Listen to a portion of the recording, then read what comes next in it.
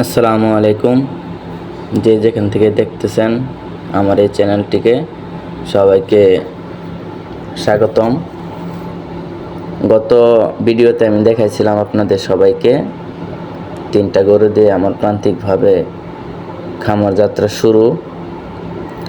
আর গরুগুলো কেনার আগে ইনশাল্লাহ আমি ঘাস লাগিয়েছিলাম। এখন দেখতেই পারতেছেন একবার কাটা হইতেছে। আমার এই ঘাসগুলো এখন আবার হইতেছে। তো একটা কথাই সবাই বলে, যত ইউটিউবার আছে, এবং ওই কথাটা আবার আমিও আপনাদেরকে মনে করিয়ে দিই যে খামার কিংবা গরু পালনের আগে সকলে ঘাস চাষের ব্যবস্থা করবেন। ঘাস ছাড়া খামার আপনি কখনোই এগিয়ে নিয়ে যেতে পারবেন না।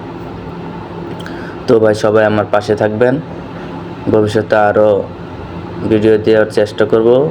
যদি কারো কিছু জানার থাকে অবশ্যই আমাকে কমেন্ট বক্সে জানাবেন, আর আমার জন্য দোয়া করবেন যাতে আমি আপনাদের ভালো ভালো ভিডিও দিতে